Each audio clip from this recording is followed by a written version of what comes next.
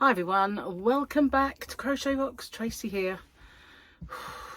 It's hot in here. I'm sweating. I've got like puddles, and it's my own fault really, because it hasn't been the best day. I mean, it rained a little bit earlier. Well, it rained as I had to get out of the car. All the time I was in the car, and afterwards it was fine, but the minute I had to get out of the car and go into the doctor's, it rained. Anyway, it didn't rain for long.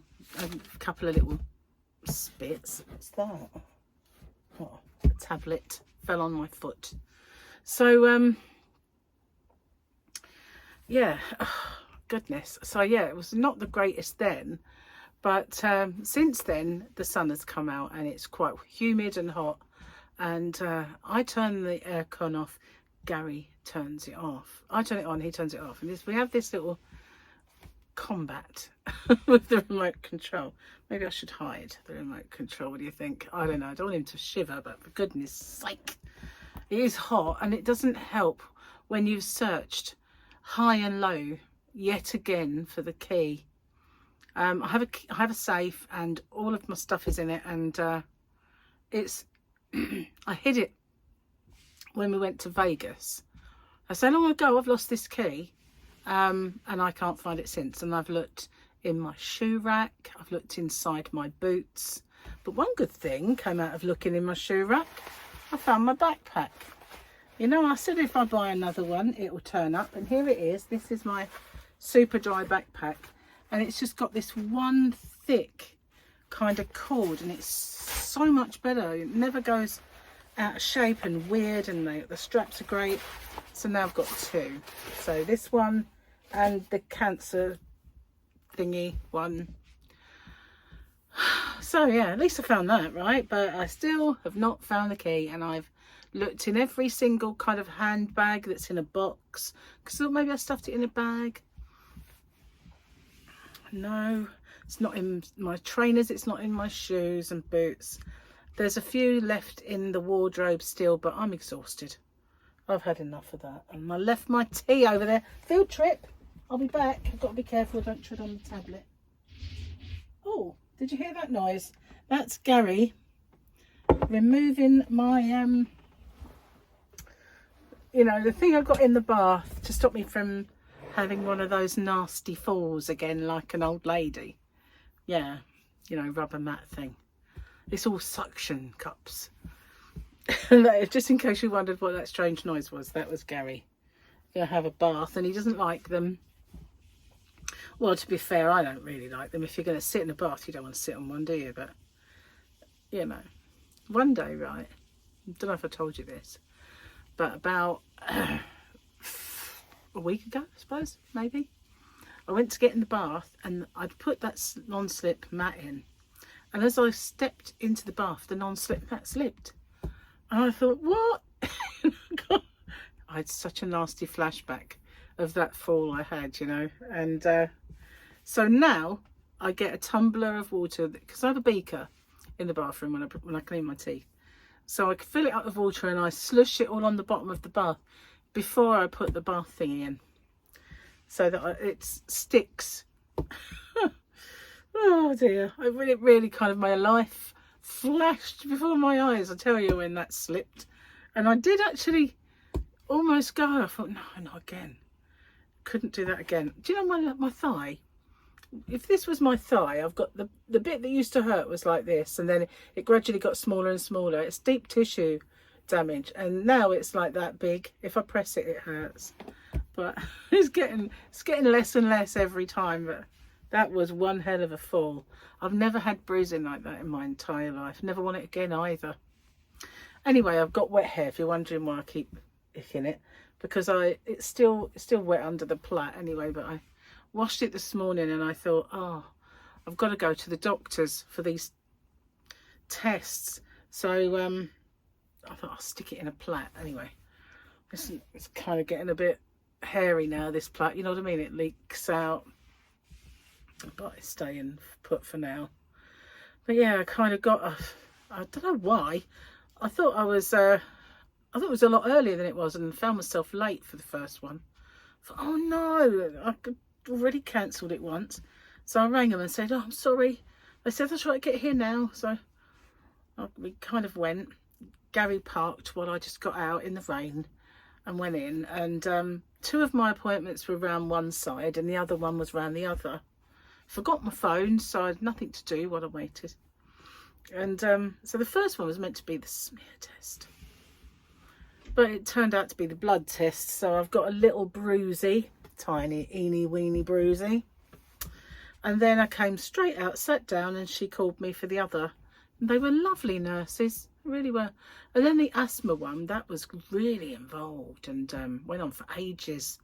The others I was in and out, but that one, it was a respiratory nurse who works for a company that GP surgeries hire, and they come round and they don't flog their stuff. They just do all the kind of legwork for the surgery regarding asthma, because our asthma provision in this country has changed, and it was really poor. People were dying still of asthma in this country. I mean, I know people die of asthma, but I think there was a couple of really high profile cases of famous people who died because of asthma. And when they looked at the UK, they found that we were the worst country in the world practically for people dying with asthma. And so they looked at our practices, and it turns out that they weren't really giving as much attention to asthma clinics as they should. Now, you might come from an area where your asthma clinic is brilliant, but I've honestly say, she sort of said to me, you know, do your inhaler as if you're using it with your spacer. And she could tell on a machine that all that does is hit the back of my throat. It doesn't actually go into my lung at all. So she said, you know, how you're meant to use a spacer is like this. And she showed me. And I said, why didn't they ever show you that? Why don't they? All they said to me was, you should be using a spacer, and gave me a, you know, prescription to get one. But there was no, when you use a spacer, this is how you're meant to use it. None of that. And the only way I remember, you know, the only reason I inhaled my my inhalers that way was because that was the way that I was very first taught when I very first had an inhaler. Well, I had a blister pack inhaler back then, and you have to give a real sharp but long sustained sucking, and that's how you do those. But since I went over to the other sort, it's not how you meant to do it at all. No one ever said, you know, let's assume you know. Anyway, so now I know, and she's putting me on this really weird little contraption that is kind of, you click it and then you give it a good old glug the way I do, but for longer. And she said when I did it on the simulator, it hit the bottom of my lungs, which I thought, well, okay, that's not bad. So then also we were talking about, she said you've had a lot of antibiotics in a very short space of time. And I said, I know. And I told her about my respiratory problems, and that when I have a virus, you know, we talked about mucus and all of that. And she said that she thinks that I might suffer from this problem that is like a very poor relation to cystic fibrosis.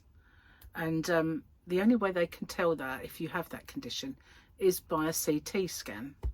So she's going to put it to the GP that I might need to go for a CT scan.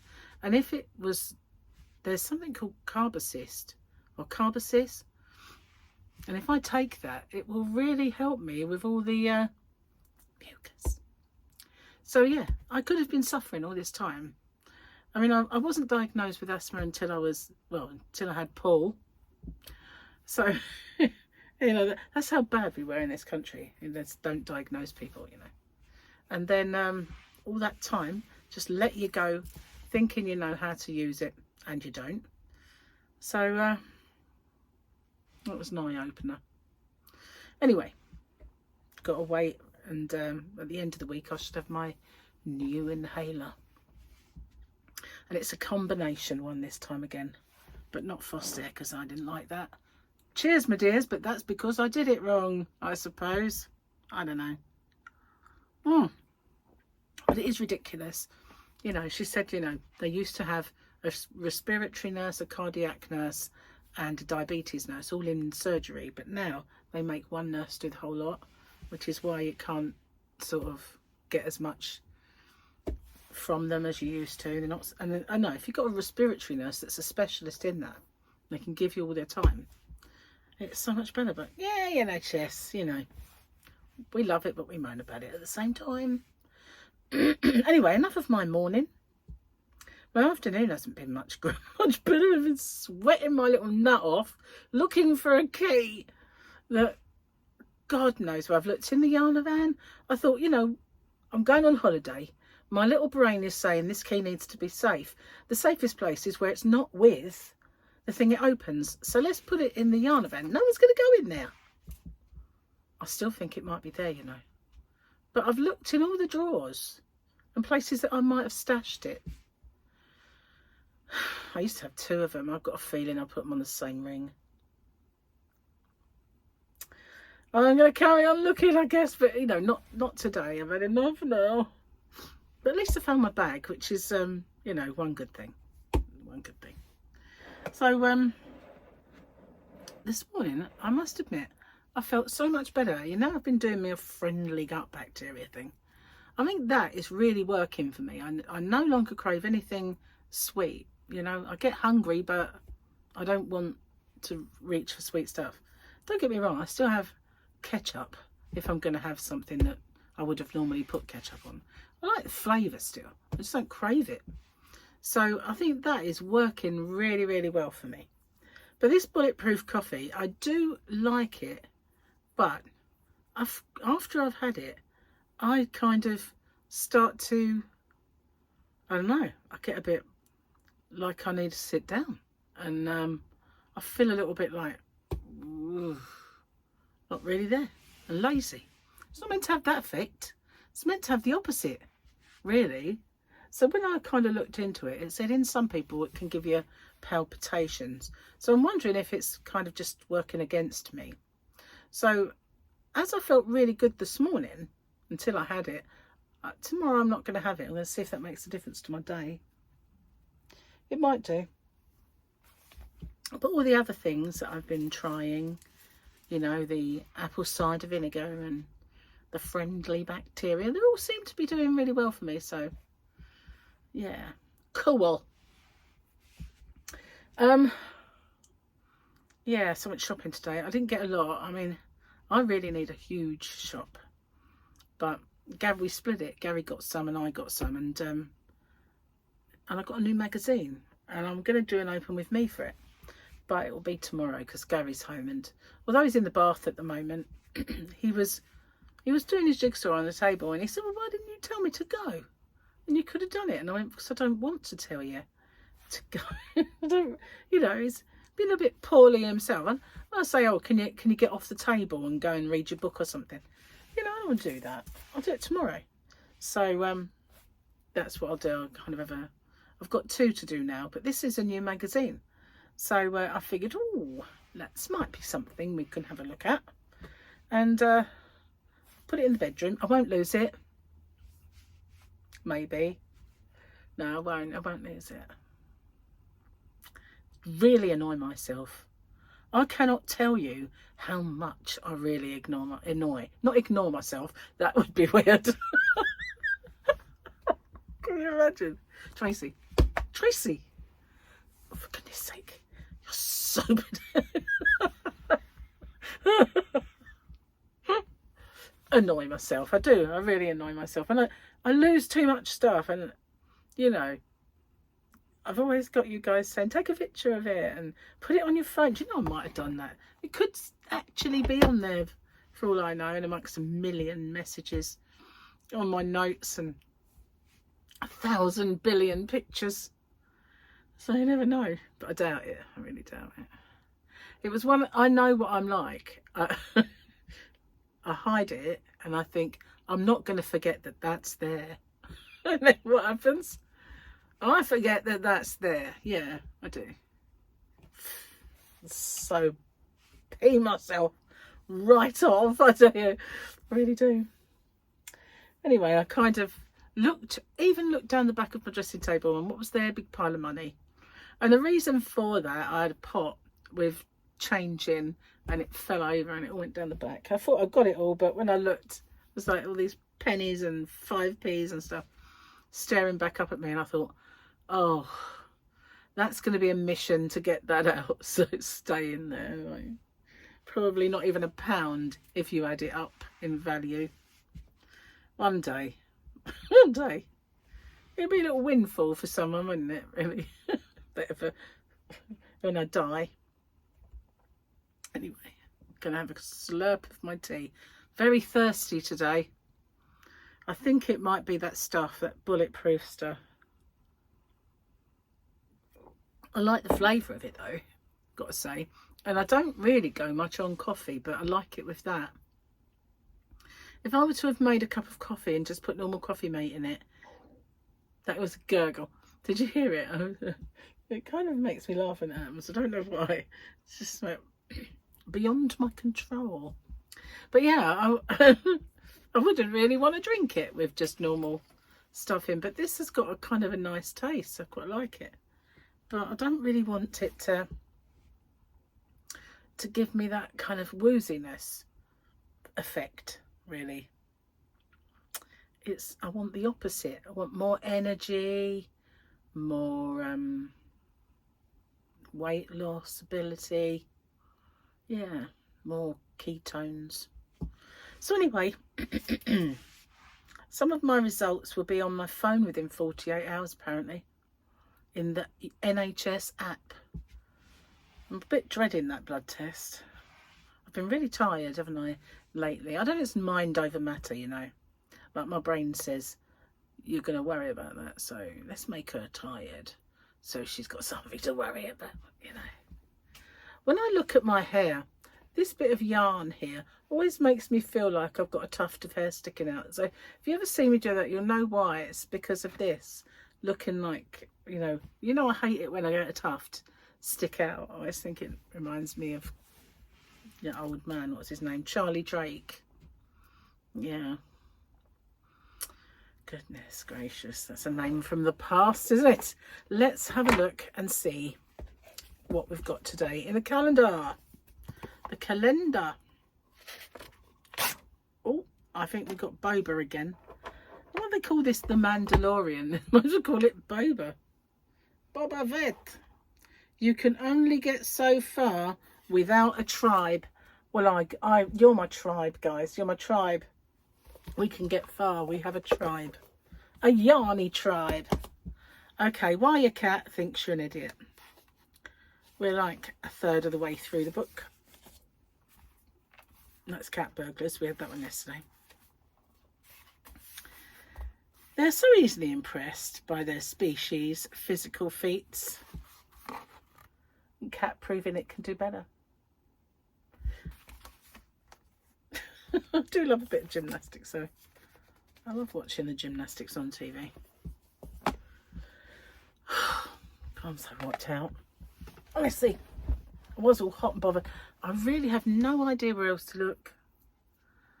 And I've kind of started looking in the same places as I've looked before, which obviously they're not there because they weren't there before. That's the most annoying thing when you think, have I looked in there? I'm sure I have.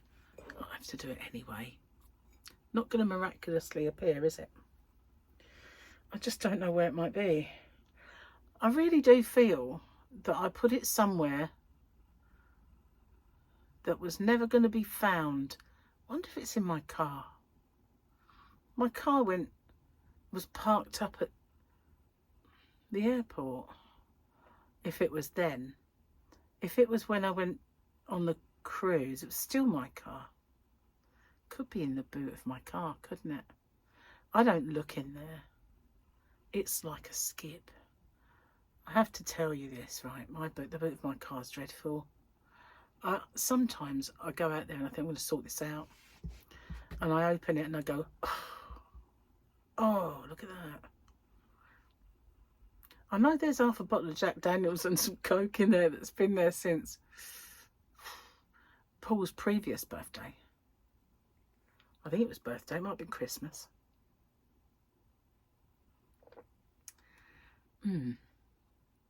There's also a bag of clothes in there. One of those bags of clothes you're not sure if you want or not. I'm probably the only person who does that. Maybe I'll give these to charity, but I like that. If I ever get back in it again, that looks nice. That sort of thing goes through your head. Well, there was a spiralizer, but I see Gary put that in the tip. When we went to the tip once, I see it in the car. I thought, oh, I never use it, so I'm not gonna fight that one.